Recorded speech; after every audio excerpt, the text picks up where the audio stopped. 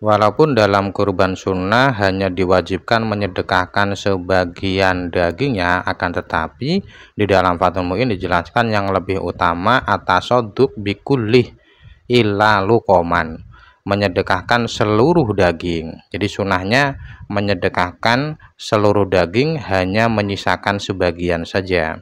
Mengapa itu lebih utama? Karena itu lebih dekat pada ketakwaan dan lebih jauh dari egoisme, dari sifat egois, dari hadzun nafsi. Jadi orang yang berkurban itu dia disunahkan melakukan 3 hal sekaligus, mengumpulkan 3 hal, yaitu makan hewan kurbannya, menyedekahkan dagingnya, dan menghadiahkan ya. Jadi sedekah dan hadiah itu kan dalam bab hibah pengertiannya beda. Kalau sedekah itu diberikan kepada orang yang butuh, kalau hadiah itu diberikan untuk memuliakan seseorang. Jadi bisa digambarkan yang diberi daging kurban itu tidak hanya fakir miskin, tapi orang yang mampu juga diberi ya. Memberikan kepada orang yang mampu itu namanya hadiah, namanya ihda gitu, namanya ihda. Dan satu hukum yang tidak dijelaskan dalam Fathul Mu'in tapi dijelaskan dalam kitab lain adalah tidak boleh menjual sebagian hewan kurban. Ini hukumnya sama antara hewan kurban yang sunnah ataupun yang wajib ya. Jadi nggak boleh kita menjual sebagian hewan kurban, itu nggak boleh ya. Walaupun kalau kita cari penjelasan ulama lain perkhilafan ya tetap ada sih yang memperbolehkan, tapi secara umum penjelasan dalam kitab-kitab fikih ya itu ya seperti itu, tidak boleh menjual sebagian dari hewan kurban, baik itu kurbannya sunnah atau kurban wajib. Dan sebagian kurban yang disisakan itu dalam Fathul Mu'in dijelaskan ilalu koman, sebagian, hanya sebagian, yang sebagian itu hanya beberapa suap gitu. Dan yang perlu diperhatikan bahwa bentuk jamak di kata lukoman, lukoman ini kan maknanya beberapa, itu tidak mengikat ya, itu tidak mengikat. Jadi sunnahnya adalah sedekah sebagian besar daging, kemudian sedekah dan itu ya, sedekah dan hadiah, dan menyisakan sebagian untuk dimakan. Nah, sebagian ini tidak harus beberapa suap ya. Jadi jangan dianggap kalau menyisakan itu harus beberapa suap karena di Fathul Mu'in menggunakan bentuk jamak, karena bentuk jamak ini tidaklah suatu hal yang mengikat. Artinya untuk mendapatkan keutamaan makan daging kurban itu cukup dengan 1 suap saja, itu sudah cukup. Itu sudah cukup.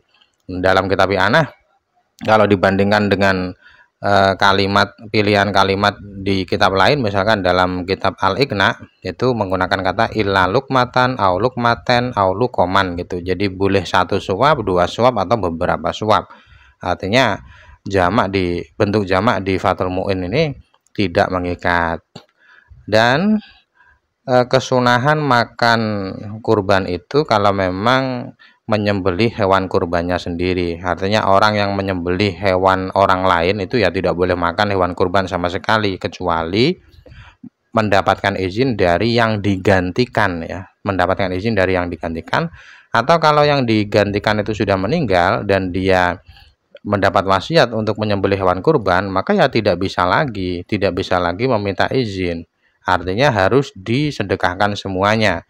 Jadi ada orang yang kurban, kemudian dia wasiat, kalau saya mati maka si A ini suruh menyembelih gitu. Maka si A ini karena sudah tidak bisa minta izin kepada sang jenazah, sang mayit ya, sudah wafat, tidak bisa minta izin untuk makan sebagian hewan kurban, maka ya dia harus menyedekahkan semua daging hewan kurban itu. Kemudian mengapa disunahkan menyisakan sebagian hewan kurban? Ya tujuannya ya tabarruku bi akliha, untuk mencari keberkahan dengan makan hewan kurban itu. Dan bagian yang paling baik atau yang paling utama yang disisakan adalah hati ya, al-kabid atau hati. Ini karena menyesuaikan dengan yang dilakukan Nabi Muhammad. Nabi Muhammad itu kalau kurban hatinya tidak disedekahkan tapi dimakan sendiri. Mengapa disunahkan hati? Hikmahnya apa?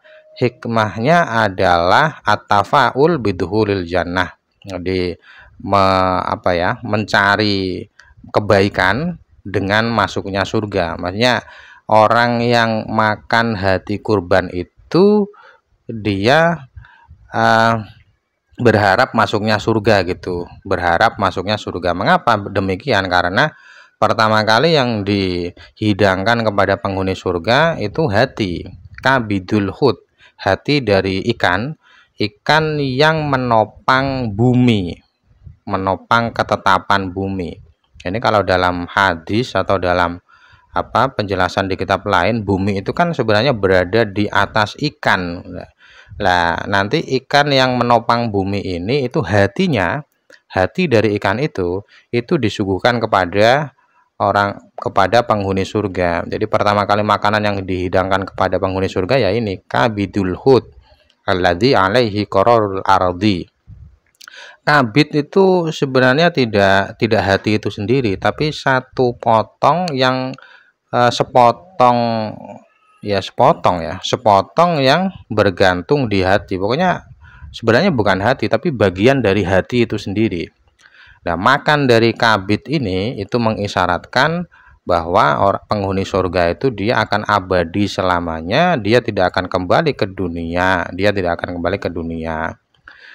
Kemudian ada satu pertanyaan di dalam Fathul Muin, yaitu hiya kanat wajibatan alaihi. Tadi kan dijelaskan bahwa Nabi Muhammad itu kalau kurban beliau menyisakan hatinya untuk dimakan sendiri. Padahal di penjelasan sebelumnya dijelaskan bahwa hukum kurban bagi Nabi ini wajib.